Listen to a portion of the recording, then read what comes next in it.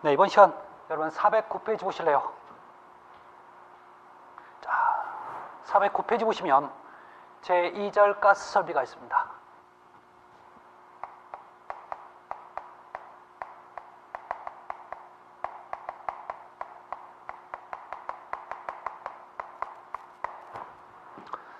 자, 먼저 여러분 도시가스가 나오는데 이 도시가스 원료는 LPG도 쓸 수 있고요, LNG도 사용이 돼요. 자, 그래서 대부분 우리나라의 대부분 LNG를 써요. 자, 그렇지만 자, LPG가 만들어지는 여수라든지 여천 또는 저 포항, 울산 같은 데는 아직도 도시가스 원료로 일부 LPG로도 사용되고 있습니다. 그렇지만 도시가스 대부분을 LNG로 쓰기 때문에 도시가스의 어떤 특징이라든지 또는 단위를 쓸 때는 항상 LNG 단위하고 똑같이 써요. 그래서 도시가스 단위는 세제곱미터 per hour라는 표현을 써요. 자, 여기서 우리가 먼저 봐야 될 내용은 이 도시가스의 공급 압력에 따른 분류가 나옵니다. 그래서 자, 첫 번째 보면 우리 교재 페이지 409페이지 여러분 저 두 번째 공급 압력 나와 있죠? 공급 압력이에요. 첫 번째 나온 게 여러분 저압입니다. 저압. 자, 이 저압을 보시면 여러분 지금 압력의 단위가 뭐냐면 0.1 메가파스칼이라고 되어 있죠. 0.1. 이게 원래는 0.1이 아니에요. 이 0.1이 얼마가 되냐면 원래 0.098 메가파스칼이 됩니다. 아셨죠? 원래 이거예요, 이게. 자, 그런데 우리가 그냥 이것을 약해서 0.1이라는 표현을 쓴다는 거죠. 이 정도만 알아주셔야 돼요. 자, 그러면 저압은 주로 어떨 때 쓰냐면 자, 소규모 지역이라든지 또는 사용량이 적은 곳에서는 저압을 사용합니다.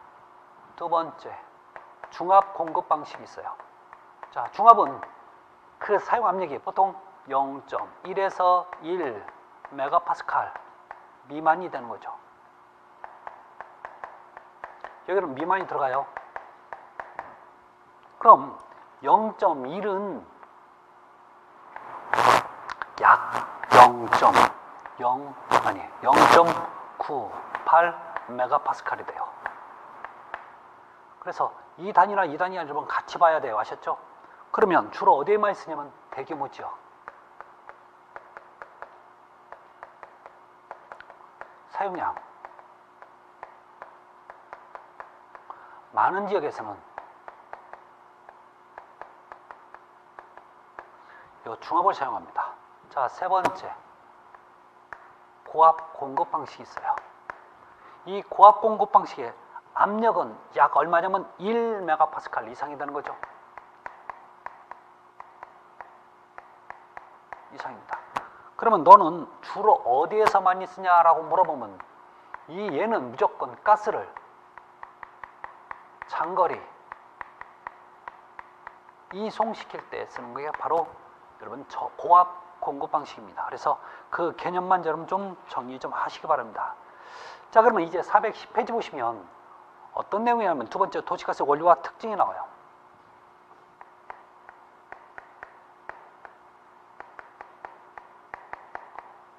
원료 중에 첫 번째 나오는 게 여러분 LPG가 나오네요.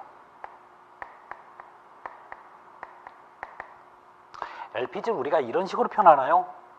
액상화된 석유가스라고요. 맞죠? 자, 그런데 이 액화라는 표현을 왜 쓸 수밖에 없냐면 여러분 기체를 액체화 만들면 액화될 거고 액체를 자 기체로 만들면 또 기화라는 표현을 쓰는 거죠. 근데 왜 가스를 액체화 시킬까요? 그래야 여러분 보관, 운반이 쉬워지는 거죠. 이래서 그래요. 자, 그러면 이 LPG의 기본적인 가장 큰 특징 좀 갑니다. 가장 큰 특징이 뭐냐면 이 LPG의 단위입니다. 얘는 무조건 킬로그램 per hour 써요. 또 1시간에 몇 킬로냐고 물어보는 거죠. 자, 여기서 중요한 얘기가 킬로그램을 쓰는 이유가 있어요. 이 이유가 뭐냐면 첫 번째, 얘는 공기보다 무겁습니다. 자, 무거워요. 그래서 얘는 누출이 되면 무조건 바닥에 깔려요. 공기 중에 잘 분산이 안 되고 무조건 어쩐다고요? 바닥에 깔려. 이다 보니까 그만큼 폭발의 위험성이 큰 거죠.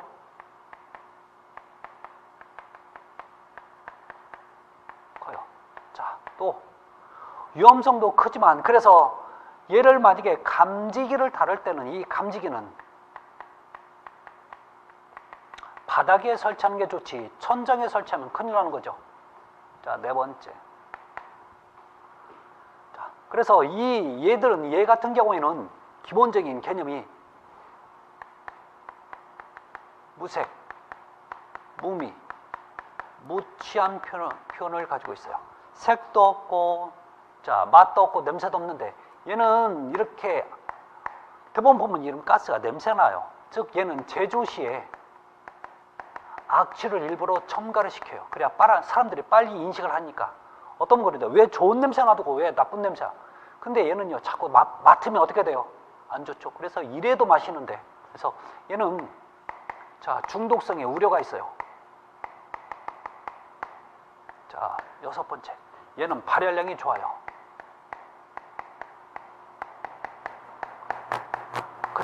대신에 발열량이 큰 대신에 문제점이 뭐냐면 얘는 연소지 다량의 산소를 소모하는 거죠. 소모. 그래서 얘는 반드시 환기를 철저히 해야 되는 거죠. 그래서 대부분의 성분을 보면 프로판이 있고 부탄이 있죠. 이게 지금 성분이 되는 겁니다. 자, 다음에 두 번째. 자, LNG가 있죠. LNG를 액상화된 천연가스라는 표현을 써요.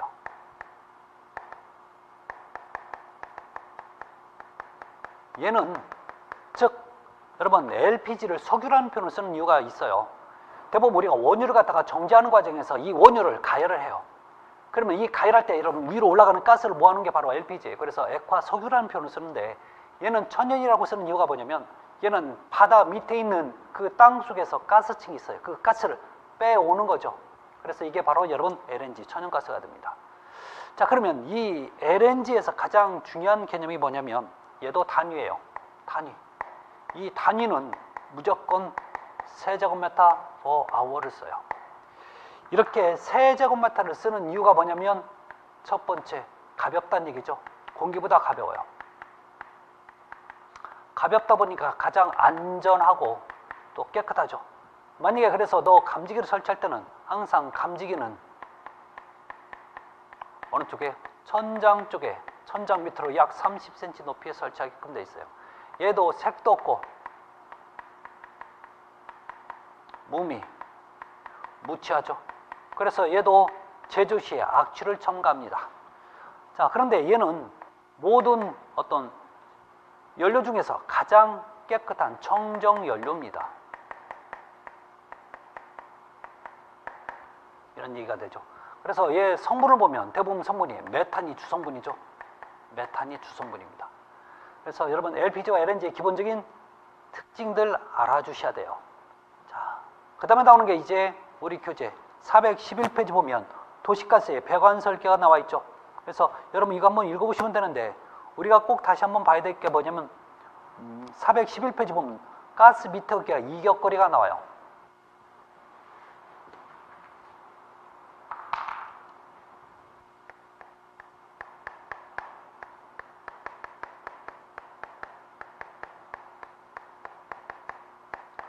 자, 그래서 가스 미터기와 어떤 설비는 떨어질 거리가 있는 거죠. 자, 우리 교재 볼까요? 옥내 저압전선. 옥내 저압전선이라고 얘기라고 하는 것은 대부분 여러분 가정 안에 있는 모든 가정용으로는 옥내 저압전선이에요. 그래서 최소 15cm 이상 떨어지고, 그다음에 전기 콘센트, 굴뚝. 특히 콘센트는 여러분 플러그를 꽂았다 뺐다 하면서 잘못하면 아크, 이게 발생해서 잘못하면 가스에 옮겨 붙을 수 있으니까 최소 30cm 이상. 그다음에 전기 개폐기 나오죠. 이 전기 개폐기가 가장 대표적인 여러분 누전 차단기 같은 거예요.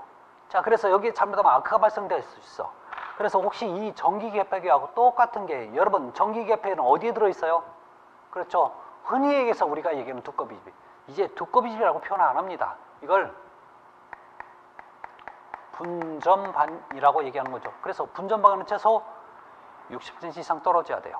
그 다음에 피뢰 설비, 피뢰, 낙뢰로부터 피하는 설비가 여러분 피뢰 설비예요. 그래서 피뢰 설비는 최소 1.5m 이상, 그 다음에 화기, 불과는 최소 2m 이상 떨어져야 되는 거죠. 자, 그런 얘기들이 지금 나와 있으니까 여러분 확인하시면 됩니다. 그래서 그 정도만 좀 봐주시고, 자, 저는 페이지 412페이지 넘어갑니다. 자, 412페이지에 여러분 세 번째 가스배관의 접합입니다.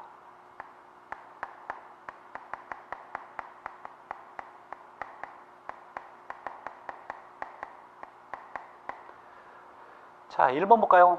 1번. 배관의 접합은 용접시고 하는 것을 원칙으로 한다.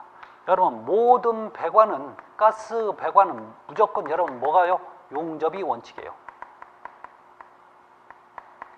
그 이유가 뭐냐면 여러분 용접이 가장 접합력이 좋아요. 그러다 보니까 어떤 충격에서 가장 강할 수 있다는 얘기죠. 자, 두 번째. 자, 용접 접합을 실시하기 매우 곤란한 경우에는 기계적, 자, 기계적 접합이나 또는요 나사 접합, 나사식으로 해도 된다는 얘기죠. 돌려서 끼울 수 있다는 겁니다. 그 다음에 자, 세 번째, 배관의 시공을 일시 중지하는 등의 경우에는 배관 내에 이물질이 들어가는 것을 막기 위해서 않도록 배관 끝을 플러그 또는 캡, 여러분 그랬죠? 배관의 말단 부위는 플러그 아니면 캡을 쓴다고 했죠. 자, 다음에 네 번째, 패킹은 관 내경과 일치하도록, 패킹 뭐냐면 여러분 우리 얘기하는 바킹. 자, 그래서 패킹은 관 내경을 일치하도록 플랜지 사이에 밀착시키고 볼트를 균등하게 조인다. 지금 얘기하는 것은 지금 4번은 플랜지 타입에서 얘기하는 거예요. 자, 다음에 자 6번 볼까요? 배관은 최고 사용 압력의 1.1배 또는 자 840mm 아쿠아 중 높은 압력 이상으로 기밀 시험을 해야 되는 거죠. 자, 이 가스 배관에 기밀 시험이 나와요. 여섯 번째.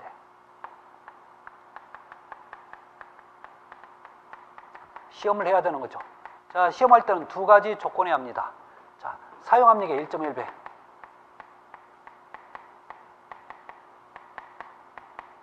또는요 840 미리 아쿠아 중에서 둘 중에 큰 값으로 하는데, 자, 너는 언제 해야 되냐고 물어보면 그렇게 나와 있죠. 도장하기 전에, 도장, 페인트 칠하기 전, 도장 전, 또는 여러분 혹시 미안해요. 자, 얘는 보온 작업 없으니까 도장 전에, 페인트 하기 전에 이렇게 보시면 돼요. 자, 7번 점화 시험은 어쩌고도 나오는데 크게 문제는 없으니까, 자, 이게 가스가 오는지 안 오는지 확인하기 위해서 점화 시험하는 거죠. 그래서 가스 계량기 설치 후 관내 공기 및 불활성 가스를 완전히 제거한 후에 시행해야 돼요. 만약에 어떤 불활성, 자, 그 안에서 폭발성 위험이 있는 그런 가스가 존재할 수 있어요. 만약에 그런다면 이게 안에서 문제가 생길 수도 있어요. 자, 그래서 뭐든지 다 빼놓고 진행을 해야 된다라는 얘기 나오고 있죠. 그래서 자, 가스까지는 모두 마쳤습니다. 자, 이제는 어디로 넘어가냐면 페이지 416페이지 8장 공기조화 및 냉동 설비예요. 자, 공기조화 및 냉동 설비 같은 경우는 상당히 좀 익숙하지 않은 분들이 상당히 좀 많을 수 있어요. 근데 공기조화 및 냉동 설비에서는 자, 최소 2문제 이상이 계속 출제가 되니까 좀 봐주셔야 될 그런 사항들이 나옵니다.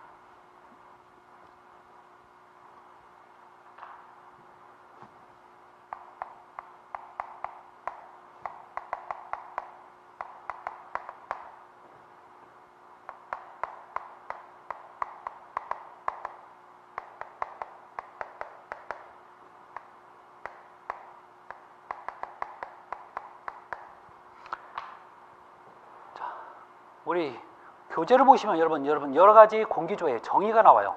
자, 공기조화의 정의는 기본적으로 온도, 습도, 기류 또는요, 자, 어떤 깨끗함, 청정도를 유지하기 위해 쓰는 게 바로 공기조화의 정의입니다.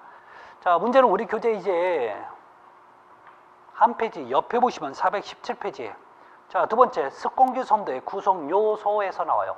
자, 그래서 습공기선도 구성 요소가 다음 중 아닌 거에서 고르라고 나올 수도 있어요. 그래서 건고온도, 습고온도, 노점온도, 자, 절대습도, 상대습도, 포화도, 수증기압, 엔탈피, 비용적 현열비. 이런 것들을 여러분 좀 기본적으로 좀 자꾸 좀 읽어서서 외우지는 못할 겁니다. 그래서 조금 눈이라도 익혀두시기 바랍니다. 자, 그러면 여기서 먼저 나오는 얘기들이 몇 가지 중요한 얘기들이 나와요. 먼저 나오는 게 1번의 건고온도입니다.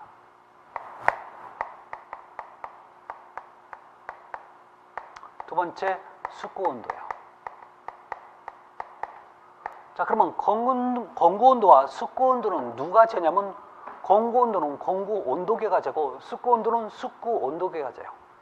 자, 그러면 이게 차이점이 뭐냐고요? 보실래요? 제가 지금 똑같은 위치에다 우리가 일반적으로 쓰는 온도계를 달면 이게 건고온도예요. 그러니까 일반 보통 온도계를 달면 뭐가 측정이 된다고요? 건고온도. 그 다음에 습고온도는 조금 개념이 다른 건데, 자, 이렇게 만들면 습고온도가 돼요. 자, 얘는 이 열을 감지하는 가멸부. 대부분 얘가 열을 감지하는 거죠. 여기에다 뭘 설치하냐면 젖은 헝겊이나 솜을 갖다 놓고 온도를 측정하면 여러분 습구 온도가 되는 거죠. 그래서 자, 온도를 측정을 할 겁니다. 온도를 측정하면 잘 보세요. 똑같은 조건인데도 불구하고 똑같이 이렇게 놨어요. 얘가 항상 온도가 높게 측정이 돼요.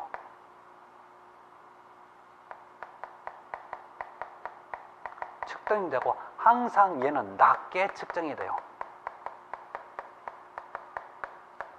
그럴 수밖에 없는 게 요 물 때문에 그렇죠. 물이라는 건 여러분 증발하는 성질을 가지고 있어요. 증발할 때 저만 증발하는 게 아니라 그 공기 중에 있는 온도도 같이 가져와 버려요. 그러니까 주변이 시원해지는 거죠. 그래서 온도가 차갑게 측정이 되는 거죠. 자, 그런데 얘는 이런 얘기를 합니다. 어떤 얘기? 야, 포화 수증기압 상태, 포화 수증기압 상태에서는 건고온도와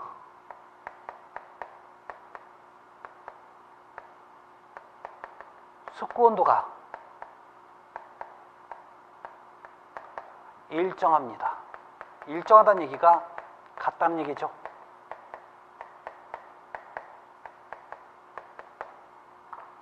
같이 돼요. 자, 그렇게 될 수밖에 없는 게 여러분 이 표현을 좀 보셔야 돼요. 포화 수증기압이라고 하는 것은 포화는 여러분 가득 찼다는 얘기예요. 그러면 수증기가 가득 찼다는 얘기야. 그러면 어떤 개념으로 보시냐면 요 두 가지의 온도계를 가지고 제가 여러분 목욕탕에 가면 습식 사우나 있죠. 거기 가면 여러분 정말 습기가 가득 차 있잖아요. 이 상태에서 두 개를 같이 딱 갖고 가면 보실래요? 여기에도 습기가 묻고 여기에도 습기가 묻으니까 이제 조건이 같아지는 거죠. 조건이 같아지니까 여러분 온도가 똑같이 측정될 수밖에 없죠. 어떤 상태라고요? 포화 수증기압 상태. 이에서는 온도가 똑같이 측정이 된다는 거, 이 정도만 봐주시면 돼요. 다음에 세 번째, 노점 온도가 나와요.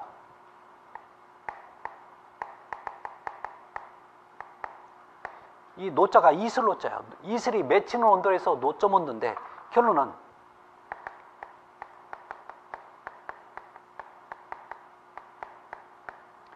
이 노점 온도는 항상 온도 차에 의해서 발생이 됩니다. 이걸 여러분 지금 우리가 뭐라고 얘기해요? 노점 온도라고 하는 거죠. 그래서 겨울이든 여름이든 무조건 온도차만 생기면 여러분 그러니까 이슬이 맺히는 거죠. 이걸 노점 온도라고 한다는 거, 이 정도만 봐주시면 되고, 다음에 여러분 뭐 수증기압, 포화 수증기압 같은 얘기고, 여섯 번째 절대 습도, 일곱 번째 상대 습도 얘기 좀 하자고요.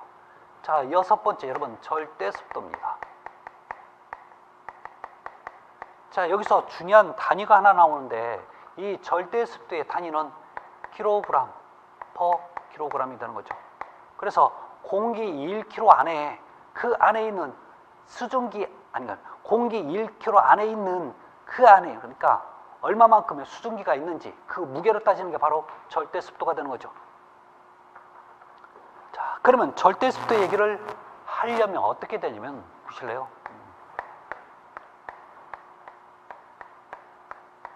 여기 1m, 여기 1m, 1m. 이걸 흔히 우리가 뭐라고 하냐면 1세제곱미터라고 하는 거죠. 1세제곱미터를 했어요. 자, 이 안에다가 제가 공기를 갖다가 이걸 갖다가 놓고 뚜껑을 열고 공기를 하나 가득 열어놓으면 놓으면 저절로 공기가 들어가겠죠. 그 다음에 여러분 제가 이걸 밀폐를 해요. 조건은 뭐냐면 이걸 이제 밀폐를 시키는 거죠. 밀폐를 했다는 얘기는 이제 공기가 이 안에서 가득 차서 못 빠져나온다는 얘기죠. 그러면 제가 절대 습도는 이런 얘기를 합니다. 절대 습도는 어떤 얘기냐면 절대 습도는 첫 번째, 절대 습도에서는 공기를 가열하거나 자 공기를 냉각하여도 절대 습도는 변화 없다고 얘기해요.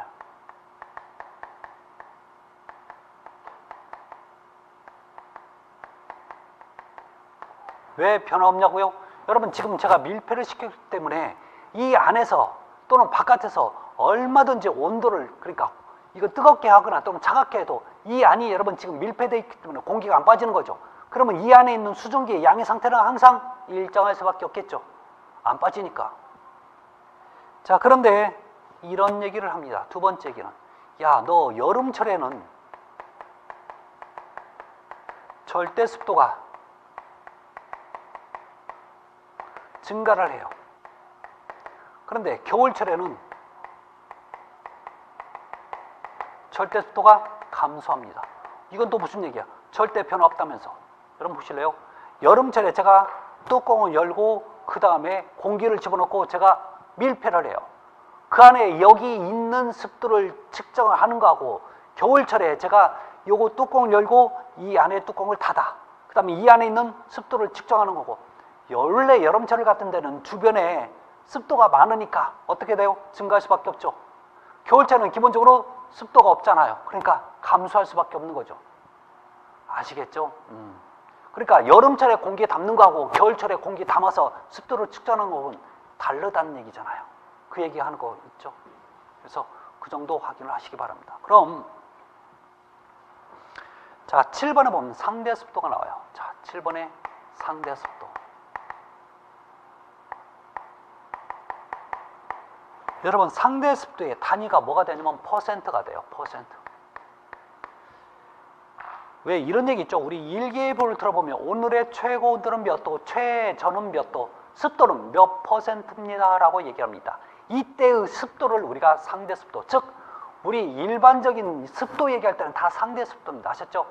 우리가 흔히 습도 하면 뭐라고요? 상대 습도. 그래서 얘는 퍼센트인데 이 상대 습도는 이런 얘기를 하고 있어요. 자, 상대 습도는 첫 번째, 공기를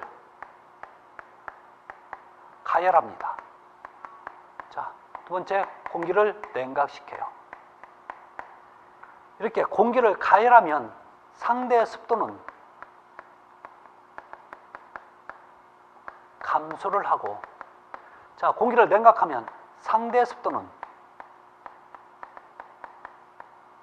다시 증가를 합니다. 이게. 자, 이 얘기는 여러분 인위적인 조건, 즉 사람이 할 때도 그 다음에 자연적인 조건도 똑같이 이루어져요. 자, 이게 무슨 얘기냐면 볼까요? 왜 여름철에 되면 여러분 장마가 지니까 습도가 높아질 수밖에 없어요. 자, 그러면 습도가 높아진 상태에서 여기에서 여기에서 제가 습도를 제거하려면 옛날부터 해왔던 방식이 있죠. 집안에서 우리가 보일러를 한번 가동합니다. 자, 이렇게 보일러를 가동하니까 습도가 좀 떨어지죠. 근데 여름이니까 계속 보일러를 가동 못해요. 일정 시간 되면 끌 수밖에 없습니다. 그러면 어떻게 될까요? 다시 습도가 또 증가하겠죠. 그래서 자, 보일러를 가동하면 감소하고 다시 보일러를 꺼버리면 다시 증가하는 거죠. 이렇게 인위적인 조건도 되겠지만 자연적인 조건, 즉 볼까요? 여러분 비가 많이 왔어. 그래서 비가 아침에 그쳤어요. 그러면 습도가 굉장히 높아지죠. 이 습도가 제거가 되려면 해가 뜨면 되는 거죠. 여러분 해가 떴다는 얘기는 뭐가요? 가열이 되는 거죠. 공기를 가열하면 어떻게 될까요? 감소하지. 그러면 또 이게 해가 져. 그러면 어떻게 될까요? 또 습도가 또 올라오겠죠. 증가하잖아요. 그래서 인위적인 조건이나 자연적인 조건이 다 맞아 떨어지는 게 바로 상대 습도입니다. 그래서 자, 기본적인 개념을 꼭 좀 확인하셔야 됩니다. 아셨죠? 다음에 418페이지 보면 여러분 엔탈피가 나와요. 자, 9번째 엔탈피가 있어요.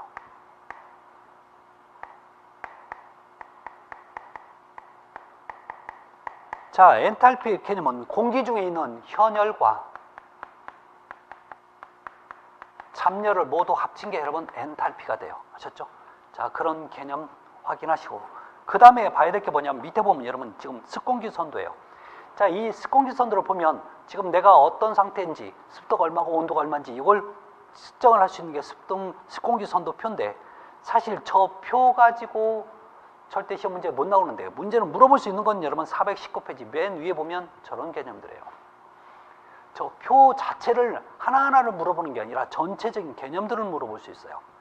자, 예를 들어서 지금 습공기 선도표 이런 개념으로 있는데 예를 들어서 이거죠. 야, 너 여기서 가면 무슨 변하고 여기서 가면 무슨 변하냐 이걸 물어볼 수 있어요. 자, 그래서 잘 들어보세요.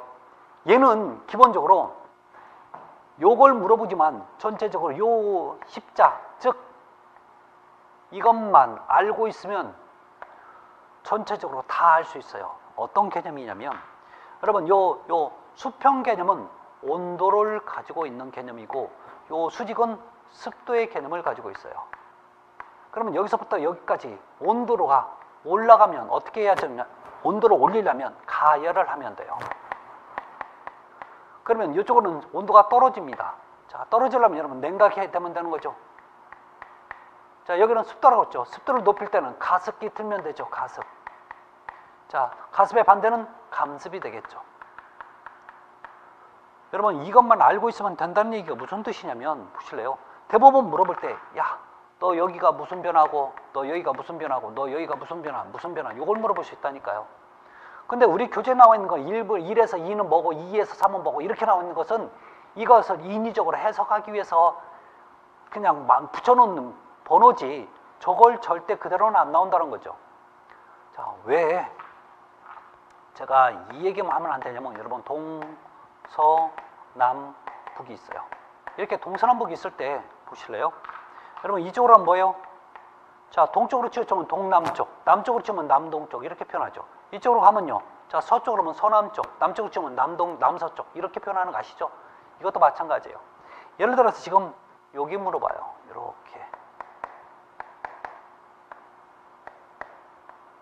이걸 물어봐요. 야, 그러면 너 변화가 어떻게 되냐고 물어보는 거예요. 그러면 이쪽으로 하면 어때요? 요거 두 개를 합쳐주면 얘기가 되는 거죠. 자, 여기 가면 이쪽으로 하면 요거 두 개 합쳐주면 되는 거죠. 이때 뭘 먼저 써주면 좋냐면 온도 먼저 써주면 좋아요. 자, 그래서 냉각, 감습이 되는 거죠. 그냥 이거 만약에 온도 먼저 생각이 안 나면 두 개 다 해서 두 개 같이 나오면 맞는 얘기가 돼요. 그 다음에 이쪽은 여러분 냉각, 가습이 되는 거죠. 왜 이 사이니까 요 두 개 적어주면 돼요. 자, 여기는 요 두 개 적어주면 되는 거죠. 그래서 가열, 가습 이렇게 되겠죠. 자, 여기는 가열, 감습이 됩니다.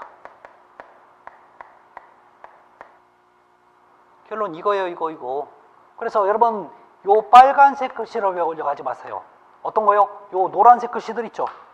이 노란색 글씨를 동서남북해서 이 개념만 확인을 하시면 이건 저절로 나온다는 거죠. 아셨죠? 네. 자, 그래서 오늘은 자, 이번 시간 여기까지 하도록 할게요. 다음 시간 여러분 우리 공기조화 부하 계산에서 중요한 얘기들도 한번 나오기 때문에 그 관련된 얘기를 하도록 할게요. 자, 여러분 고생하셨습니다. 감사합니다.